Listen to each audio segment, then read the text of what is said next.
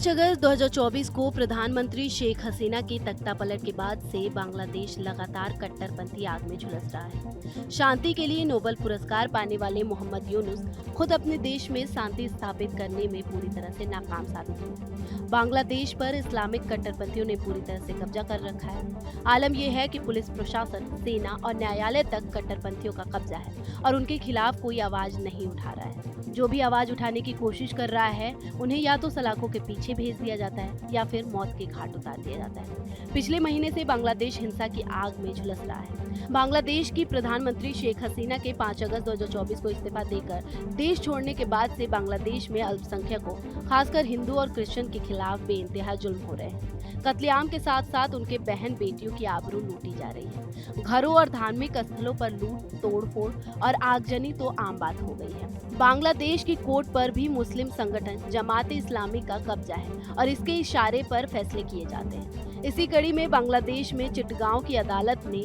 हिंदू संत चिन्मय कृष्णदास की जमानत अर्जी को खारिज कर दिया। दोनों पक्षों को सुनने के बाद कोर्ट ने जमानत अर्जी खारिज कर दी है।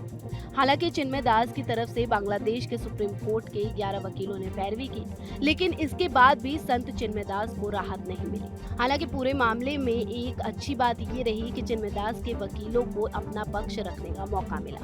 पिछली 2 सुनवाई में चिन्मय दास के वकीलों को कोर्ट में पेश तक नहीं होने दिया गया। आपको बता दें कि हिंदू संत चिन्मय कृष्णदास को 25 नवंबर को ढाका के हजरत शाह जलाल अंतर्राष्ट्रीय हवाई अड्डे से गिरफ्तार किया गया था। तब से वे जेल में हैं और उनके लिए बांग्लादेश समेत दुनिया भर में न्याय की मांग लगातार बढ़ती जा रही है। इस्कॉन टेम्पल के लोगों ने कोर्ट के फैसले पर निराशा जताते हुए कहा कि जिस तरह से बांग्लादेश में इस्लामिक कट्टरपंथियों का खौफ है, उसमें चिन्मय कृष्णदास को फिलहाल न्याय मिलने की कोई उम्मीद की किरण नहीं दिख रही है। हालांकि चिन्मय दास ने हिम्मत नहीं हारी। चटगांव कोर्ट के फैसले के खिलाफ उनके वकील जमानत के लिए हाई कोर्ट में अपील करने की योजना बना रहे हैं। इससे पहले दिसंबर 2024 को दास के केस की तारीख थी। उस समय अभियोजन पक्ष के समय मांगने और चिन्मय की ओर से कोई वकील न होने के चलते अदालत ने 2 जनवरी की तारीख जमानत पर सुनवाई के लिए दी थी। पिछले 2 सुनवाई में चिन्मय दास के समर्थित वकील को कोर्ट में पेश नहीं होने दिया गया। लगातार मिल रही धमकियों की वजह से पिछले 2 सुनवाई के दौरान कोर्ट में चिन्मय दास के पक्ष में पेश होने का कोई भी वकील हिम्मत नहीं जुटा पा रहा था।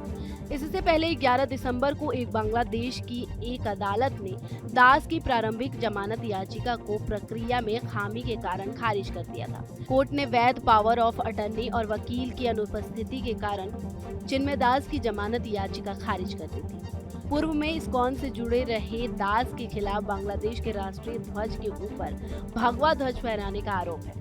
इस मामले में उनके खिलाफ राजद्रोह का मामला दर्ज हुआ।